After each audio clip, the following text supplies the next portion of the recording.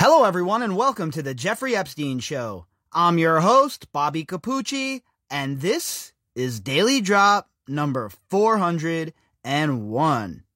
What is going on, everybody? Happy Saturday. Hopefully you're all having a fantastic weekend so far. Today was an absolutely fantastic, lazy day. My girlfriend and I sat around pretty much all day and did nothing but watch sports. UFC started at 9 a.m., I watched that till about 3. Then my New York Rangers put an absolute beatdown on the hated New York Islanders. Hung a 5 spot on those boys. And then we watched my girlfriend's Buffalo Bills advance another round. So it's been a pretty epic day to sit around, watch sports, and of course, put in a few wagers on sports. Had a pretty damn good day, if I do say so myself. Today I played the alternate point line with the Bills. I played the Bills minus 7.5 at plus 220. That means the Bills win $220 for every $100 you wager if they win by 8 or more points. And they certainly did that this evening. So it was an all-around fantastic Saturday for me. Hopefully everybody else had a great Saturday as well. Now, remember, tomorrow we have the usual live stream, tomorrow night, 7 p.m. Pacific Standard Time. And we will be hosting it on Facebook, the Facebook Live, and the link will be in this episode after I upload it in the description box. So for those of you who have not checked it out yet and you might want to come and hang out tomorrow, the link will be in the description box for you to do just that. The last couple of weeks that we have done it, it has been pretty much marathon style. Each show has been roughly 2.5 hours, right in that range, and we covered a bunch of topics. So if you're interested in popping in, the link will be provided tonight after the episode. All right, so tonight we're going to talk about another one of these scuzzball banks. A lot of you probably have a credit card with them, in fact. But this is another one of those scuzzball financial institutions that thinks that they are above the law, that they don't have to be involved in any of the same sort of regulated procedures that everybody else has to abide by. But I'm sure a lot of you who have a credit card from this company are getting absolutely gouged by your finance rate. But at the same time, this institution that we're going to talk about tonight can be so backwards, so corrupt, that they're getting slapped with a $390 million fine. Now, remember, Deutsche Bank got hit with 150 and then 130. We're talking 280 million in two separate clips. This is one clip here, okay? And they're being fined for anti-money laundering deficiencies. But in one fell swoop, $390 million. Think about that. Just the amount between Deutsche Bank and the institution we're about to talk about combined, we're talking easily north of $500 million. That is a lot of money, folks.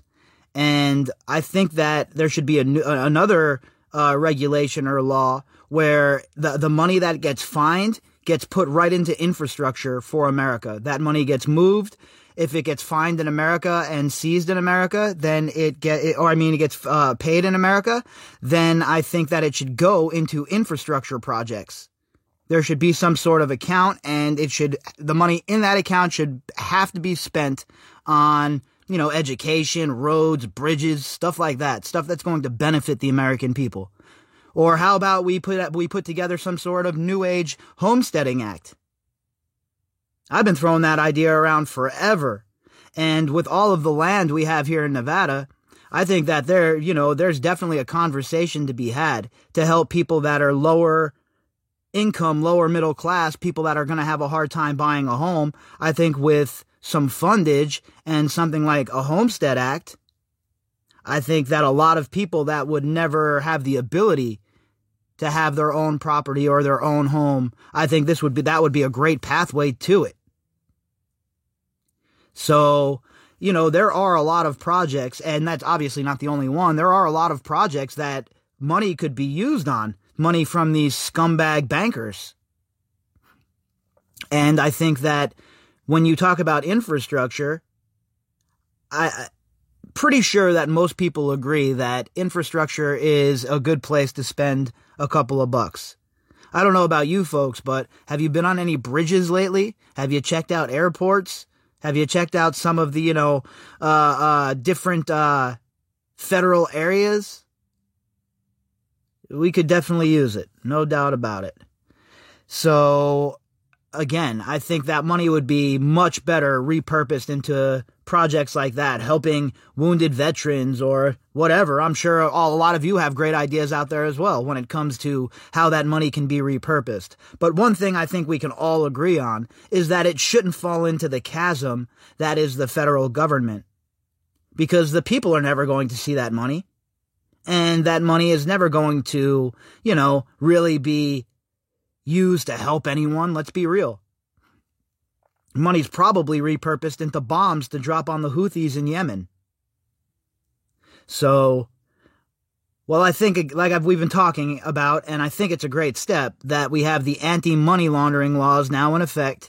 I think that it needs to go a little bit further when we're holding these people, A, responsible for what they do, and then B, when they are fined and there's money taken from them or assets seized, whatever it may be, that money is put into a worthwhile cause and not just, lost in the sauce. We talked about the whistleblowers getting 30%, and I think that's a great idea too, because it's going to incentivize whistleblowers coming forward, and it's going to give people a reason to not keep things under wraps, right? A lot of times people keep things under wraps because they're scared to lose their job. But if you're getting 30% of $390 million, the hell with your job, right? I'll let you do the math, but I'm sure it's going to get you a chalet somewhere in New Hampshire. I'm sure it's going to get you a few days off of work, boys and girls. So, it's a great incentive. I'm glad that that's part of the new law.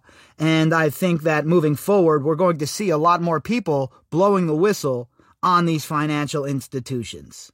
So tonight, we have an article from the Wall Street Journal. And the headline is, Capital One fined for anti-money laundering deficiencies. Isn't that nice? I said to open the program tonight that a lot of you probably have credit cards with Capital One. And this is the institution I was talking about, obviously Capital One. And again, how many of you have insanely high finance rates with these people? How many of you have been charged excess fees from these people? How many times have you been charged stupid fees like, on a cash withdrawal, well, that's going to be an extra $12 fee? Give me a break. They nickel and dime you to death while at the same time putting the screws to you with the finance rates. So, you'll never catch me crying for these financial institutions, especially these ones that are engaging in, these sort of behaviors, these money laundering practices, hiding money, structuring money, and helping aid and abet criminal operations like Jeffrey Epstein's. Treasury's Financial Crimes Enforcement Network said the bank admitted it had failed to maintain effective controls in a check cashing business. This article was authored by Anna Marie Andritis. The Treasury Department on Friday said it fined Capital One Financial Corporation for willfully failing to implement and maintain effective anti-money laundering controls. So this goes right to the heart of everything we've been talking about when it comes to the FinCEN files, Jeffrey Epstein's offshore businesses and offshore obvious shell companies. This goes right to the heart of that. Another one of these financial institutions that are not following the rules. Another one of these financial institutions that, while they're not following these rules, at the same time are crushing not only Americans, but people worldwide under just mountains and mountains of debt. All because those finance rates are absolutely ridiculous. And I'm not saying they shouldn't have any finance rates, right? Of course, they got to make their money. But 23%, 26%, it should be capped at like 15%.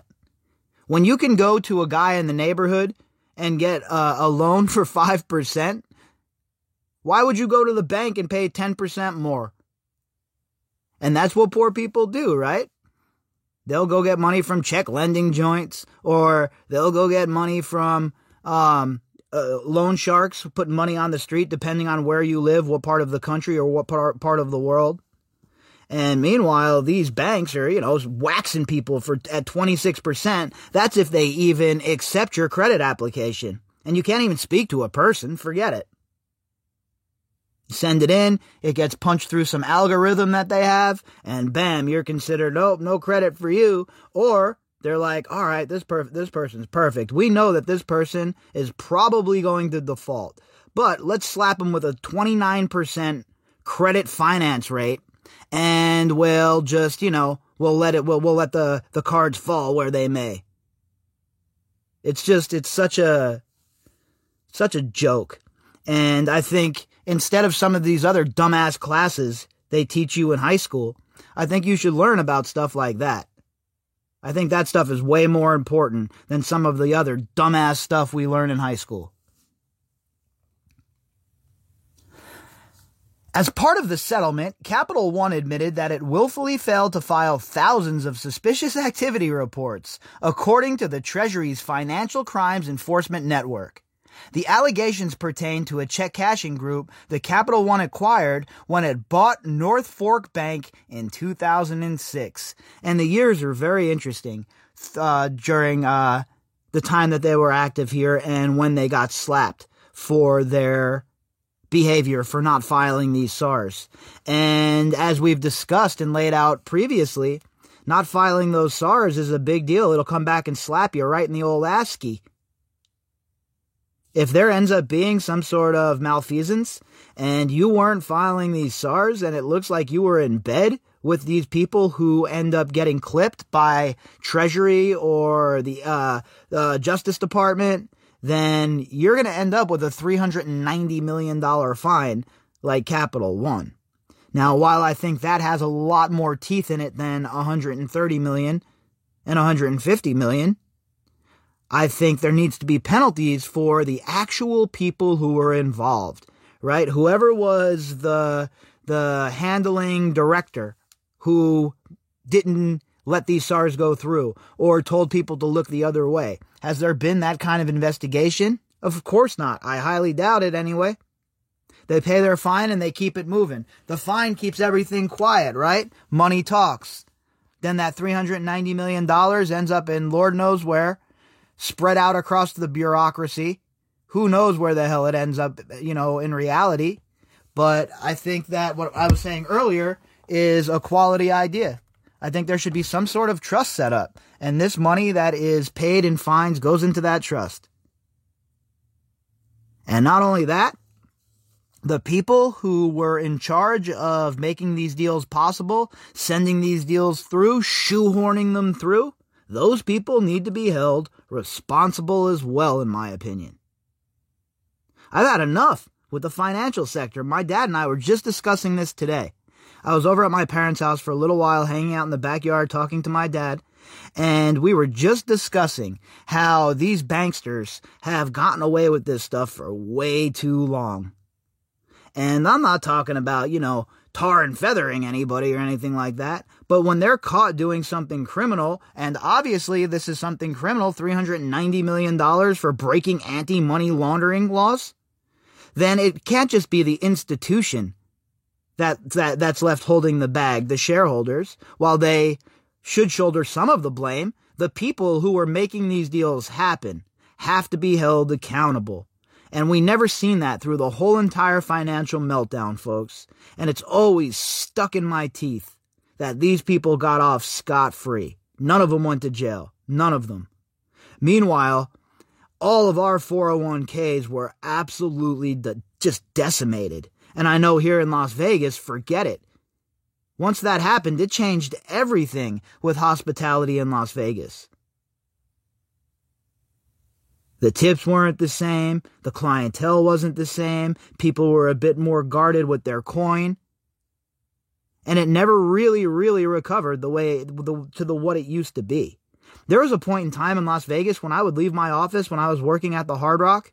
At 1 o'clock in the morning, it would be so slammed around this place called the Center Bar that you couldn't even move, fam. I mean, you could not move shoulder to shoulder, person to person, not moving. And then after that recession, after these banksters screwed everything up for us, it was never the same. And now fast forward to the year 2021. The Hard Rock Hotel and Casino doesn't even exist anymore. It was bought out by Richard Branson and Virgin. But my point is, there are lasting repercussions for the way these banksters have conducted themselves. And for them to only get fined and none of them ever go to prison is galling to me. And I don't see how everybody else who even takes just a little look at what's going on here isn't enraged. How isn't this one of the major issues when we're voting?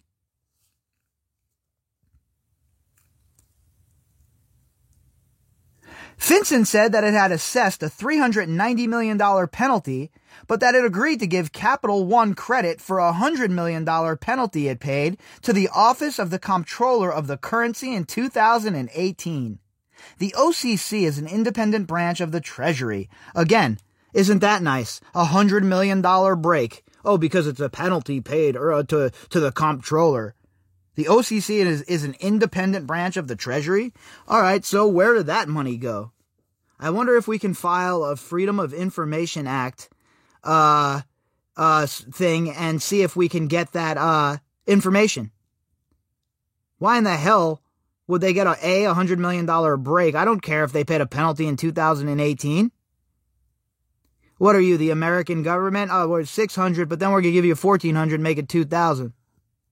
What are we, installments over here? Oh, that's BS. I don't want them getting no kind of break ever. Should be more money and people going to prison. Not some kind of, oh, well, you paid another fine, so, we're going to give you a break on this one. As if the Treasury doesn't need the money. They spend it like a drunken sailor anyway. Have you taken a look at the debt lately? Capital One also acknowledged that its actions violated the Bank Secrecy Act. Now, let me ask you a question. If you were in a legal battle with the federal government and they had a bunch of charges against you, and one of the charges is you violating the Bank Secrecy Act, okay? Money laundering. And you admitted to it. Do you think that you're only going to get slapped with the $390 million fine where they slap $100 million off of it and then nobody goes to prison? Or do you think that you're going to be slapped with probably 5 to 10 years in prison and restitution? I know exactly which one it is, folks, and you know as well. You see, we don't have the same rule book as our rulers in Silicon Valley. And in the financial sector, these people play by their own rules, they think anyway. And they think we're all just going to sit back and accept it. Because for so long, that's exactly what we have done. We have sat back and accepted it. We have let these people rule over us, lord over us, and completely dictate the course of our lives. But shit's starting to come to light. I think locking down billions, literally billions of people is going to have some serious effects on their narrative. Financial institutions are required to work with the government to detect and prevent money laundering. The allegations cover practices between at least 2008 and 2014. The same year Capital One exited the check cashing business. So 2008 and 2014. That was the first 6 years of Obama's reign. During all of the bailouts, during all of the helicopter money to the financial institutions, while Main Street got absolutely stuffed. And I wonder, did Capital One get a bailout? I'm not too positive. I'm going to have to look that up. But I bet you they did. At the same time that was all going on, at the same time the financial institutions and the whole entire economy of America was absolutely rocked by the Great Recession, Capital One was engaging in avoiding SARS and money laundering, basically. But nobody's going to prison, huh? It's a joke. It's an absolute joke. I don't know how you could look at our legal system, and I don't care what your politics are. I don't care if you're the most ardent right-winger or the most militant left-winger or whatever have you in the middle. I don't know how you could look at our justice system and not see that it's absolutely destroyed. And I think that's something that everybody agrees on. So why don't we start working on some of the shit we agree on? And then we'll get to some of the stuff on the fringes where we don't agree. But I know that's not cool right now, right? It's not the in thing to talk about coming together and having some détente. That's not the cool thing. It's an all or nothing game now. Crazy. Absolutely crazy. FinCEN said Capital One's actions caused millions of dollars in suspicious transactions to go unreported in a timely and accurate manner, including proceeds connected to organized crime, tax evasion, fraud, and other financial crimes laundered through the bank into the U.S. financial system. Think about what I just read to you, folks, okay? This is Capital One. We're not talking some little rinky-dink institution. We're not talking about some country where they have a bunch of, known problems like this.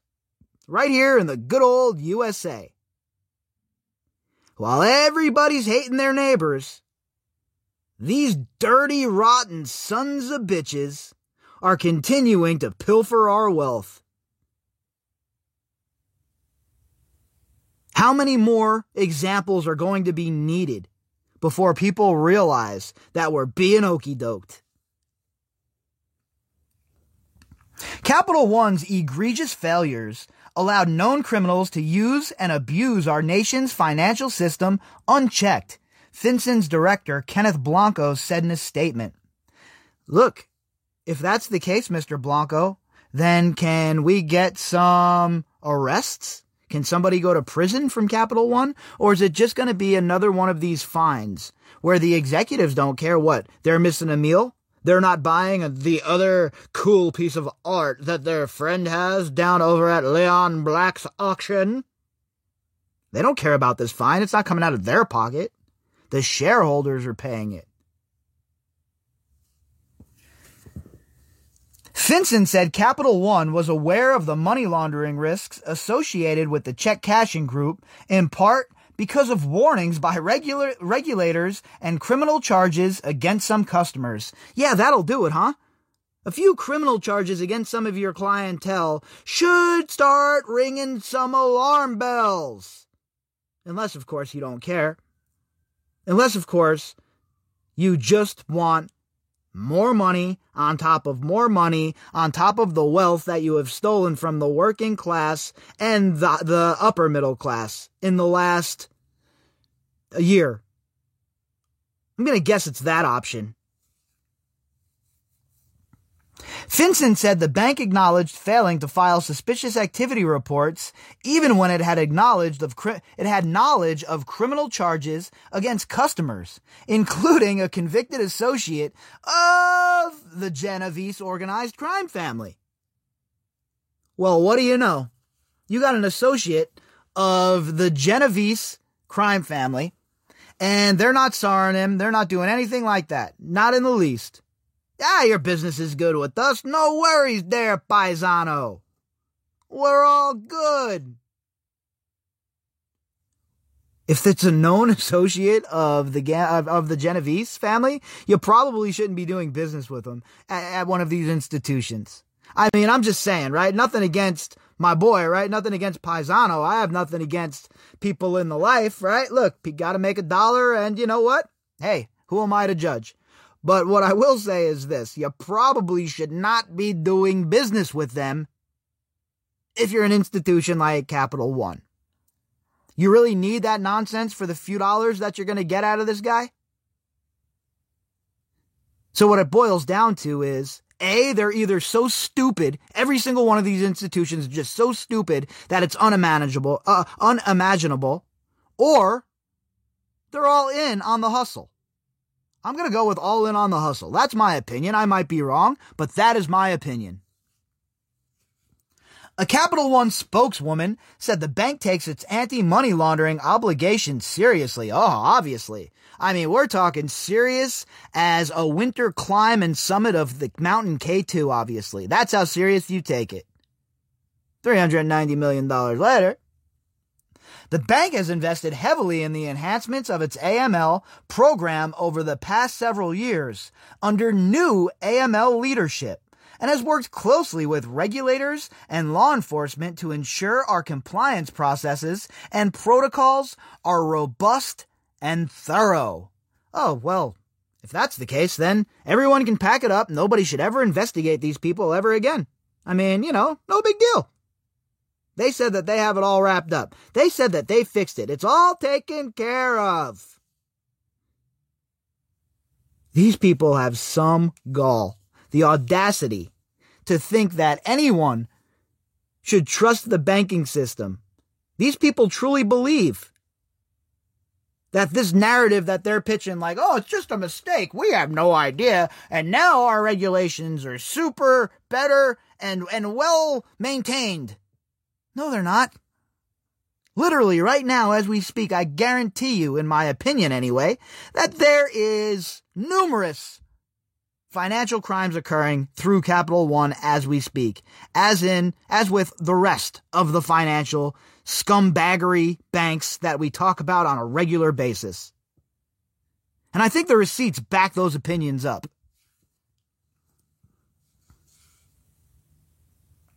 She said the bank had set aside money to fully cover the fine and that it has already paid the FinCEN penalty, adding that there is no further financial impact to the company. That's what it's all about. Read between the lines. It's about what the shareholders think.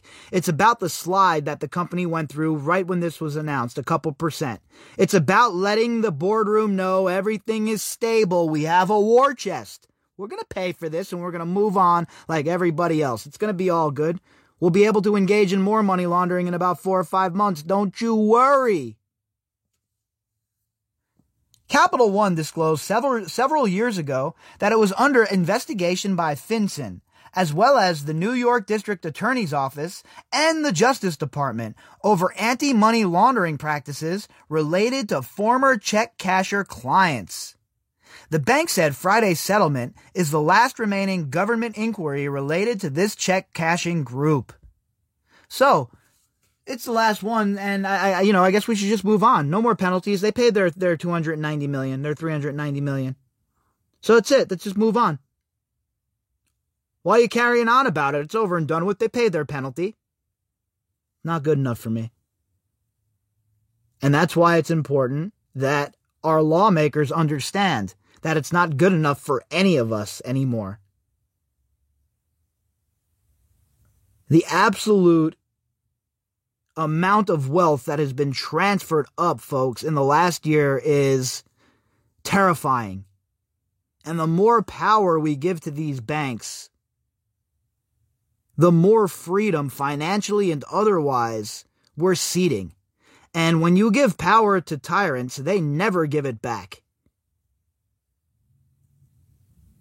So we really need to hope that the new anti-money laundering laws have teeth and that not only the institutions have to pay a penalty, but the people who were engaging in making sure that this laundered money moved in the shadows and without any curious eyes upon it are also facing repercussions for their misdeeds. If you'd like to contact me, you can do that at bobbycapucci@protonmail.com. That's BOBBYCAPUCCI@protonmail.com. You can also find me on Twitter at BOBBY_CAPUCCI. All of the links that go with this episode can be found in the description box. Tomorrow, we will be doing one show. That'll be the live stream at 7 p.m., folks. There will be a couple of flashback episodes to get you through the morning, or for those of you who are just, finding the show. So if you're trying to catch up, gives you some access to some of the shows that I enjoyed doing, some of the stories I enjoyed talking about, and those will be in the morning, a couple of flashback episodes leading in to the live stream. And what I'm going to do in the interest of saving some storage space in my library is I'm going to start deleting out the flashback episodes every month. So, for instance, all of the flashback episodes I post in January will be up for January, and then I will delete them. And then in February will roll around, we'll do the same thing with different flashback episodes so people can keep catching up, and then we'll purge those as well. The originals obviously will stay in the catalog. But there's no sense keeping the duplicates after they've run for the month and people have had a chance to catch up. And I'll just keep recycling them through like that so newer listeners have more access to some of those shows that I enjoyed. All right, everybody. I am done for the evening. And like I said, I will be back tomorrow, 7 p.m. Pacific Standard Time, live streaming on the Facebook page and right here on Spreaker. So make sure that you're locked in, you're loaded, you got yourself some questions, and you're ready to go. I will catch you all then.